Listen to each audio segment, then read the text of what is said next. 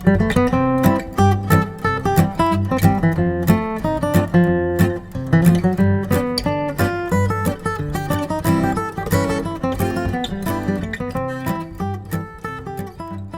amis, bonjour. Vous êtes toujours aussi nombreux à nous écouter chaque dimanche et je vous remercie pour votre fidélité. Aujourd'hui, 4e et dernier épisode des ténèbres à la lumière.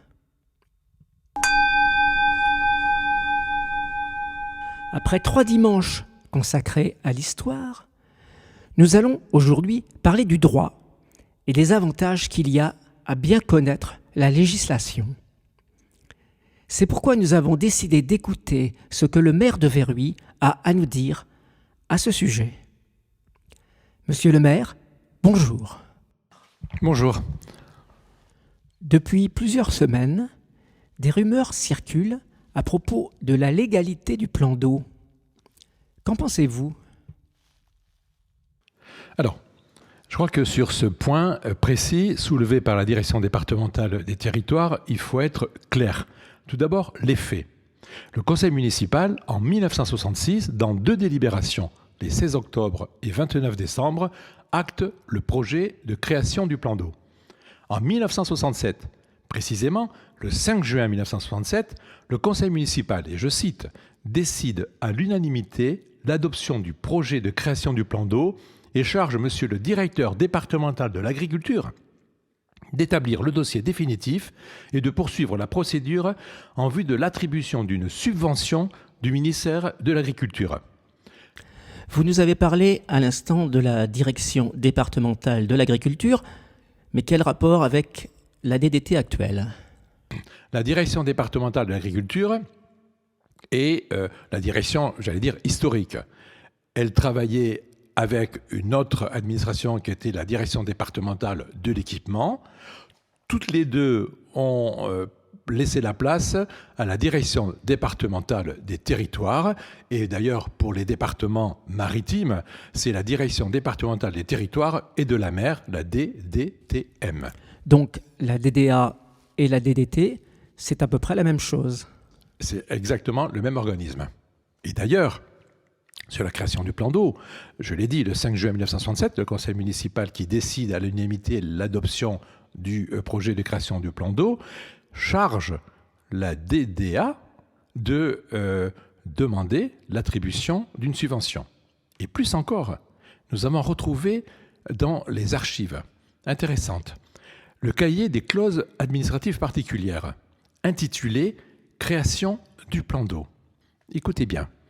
Ce document est signé par l'ingénieur en chef du génie rural des eaux et des forêts, directeur départemental de l'agriculture. Et il porte la mention « vue et approuvée le 6 juin 1968 sous la signature du préfet ». Et pour assurer définitivement les Vérécois, ce même document porte la mention, je cite, « vue et proposée favorablement à l'approbation de monsieur le préfet le 1er mai 1968. Donc, celui qui, dans ce document, propose la création du plan d'eau, transmet favorablement les documents à monsieur le préfet. Celui qui a déposé le dossier de création du plan d'eau est l'ingénieur en chef, directeur départemental de l'agriculture. Et ce document est signé de sa main. Par ailleurs, la direction départementale de l'agriculture a même piloté directement la construction du restaurant du plan d'eau.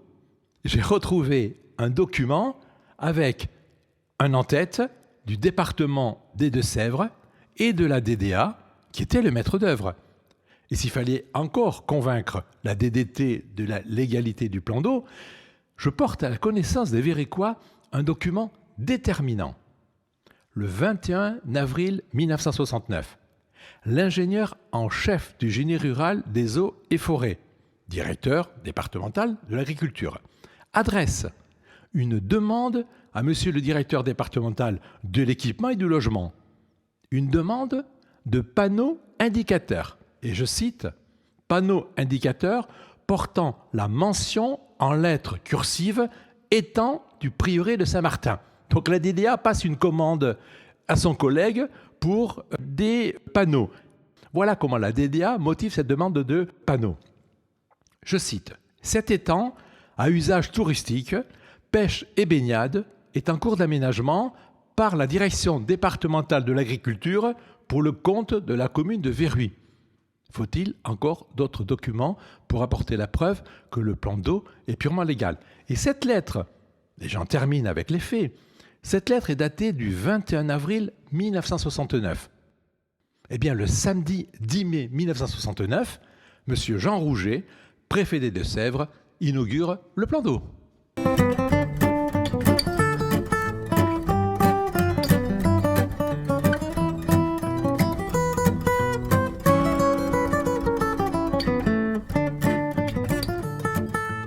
Finalement, la légalité du plan d'eau ne fait d'après vous aucun doute. Mais peut-on en savoir plus sur la législation? Revenons en arrière. Quelle était la réglementation au moment de la création du plan d'eau? La création de notre plan d'eau était soumise aux dispositions de la loi du 8 avril 1898 et au décret du 1er août 1905 pour son exécution. Les textes sont très clairs et la loi est très claire. Au moment de la création du plan d'eau, la prise d'eau destinée à l'alimentation du plan d'eau, pour résumer en fait l'arrivée de l'eau, créée pendant la période d'application de la loi sur le régime des eaux de 1898, écoutez bien, est régulière s'il existe un acte prouvant que le propriétaire avait respecté ses obligations. Plus encore, le plan d'eau est régulier. Ce que disent les textes, le plan d'eau est régulier s'il n'a pas fait l'objet d'une modification notable depuis sa création.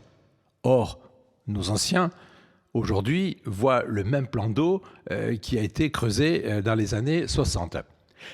Ce que les Véricois doivent savoir, c'est que la déclaration d'existence n'était pas obligatoire si l'administration était en possession d'un justificatif et des éléments d'information minimum sur l'ouvrage. Nous venons de voir que non seulement l'administration était en possession d'un justificatif et des éléments d'information minimum sur l'ouvrage, mais surtout, c'est la DDA elle-même qui a créé le plan d'eau avec la commune de Verruy. En fait, pour que les choses soient encore plus claires, nous devons effectuer une distinction entre la régularité et la conformité. C'est quoi la régularité? La régularité est la reconnaissance par l'administration que l'existence du plan d'eau est légale. C'est le cas. La conformité est le respect par le plan d'eau de la réglementation en vigueur.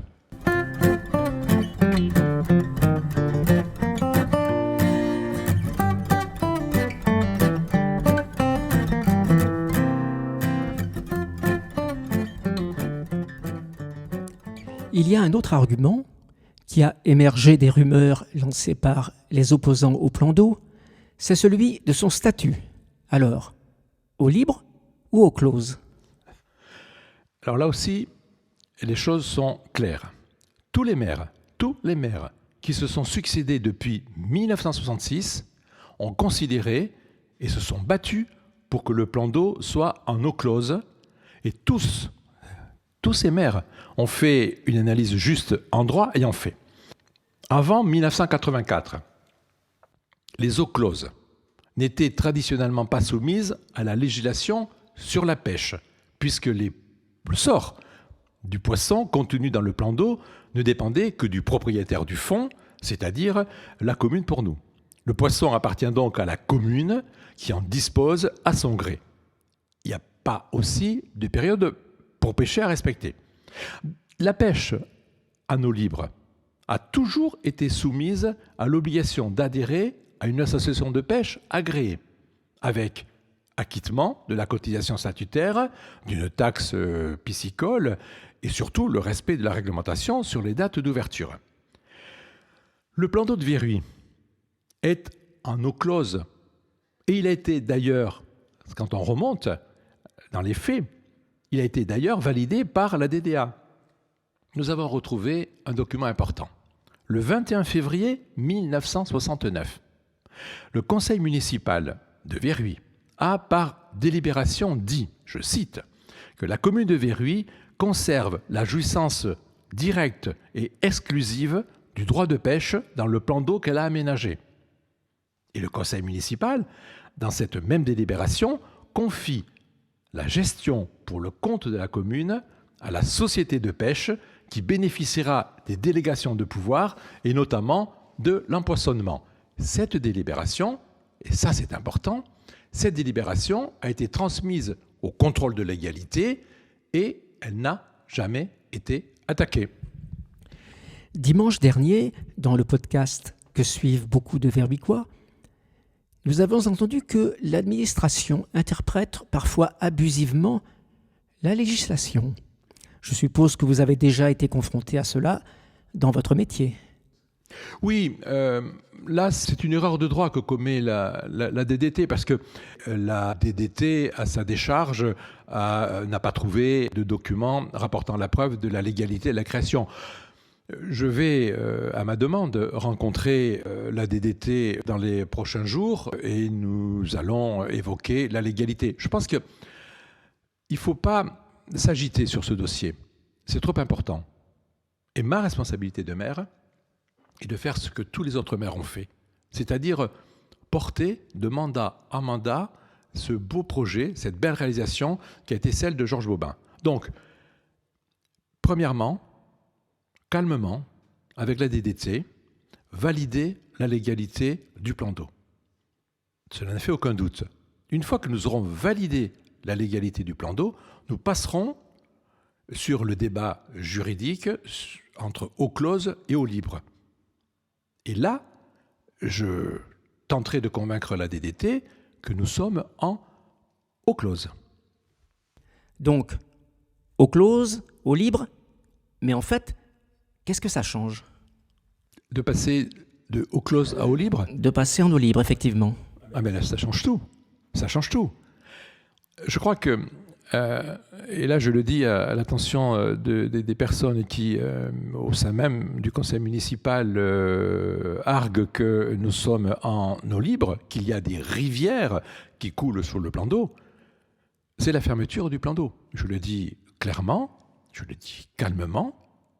Si nous passons au statut eau libre, nous fermons le plan d'eau. Pourquoi ?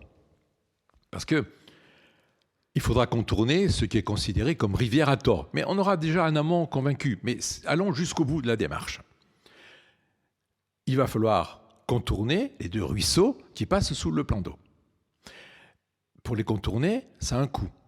C'est arrivé une fois, m'a dit mon collègue Pascal Olivier, maire de Saint-Merlan-Lande et président du syndicat mixte du bassin versant de la Sierre Nortiaise. Cela a coûté à une commune 800 000 €. Mais ce n'est pas tout.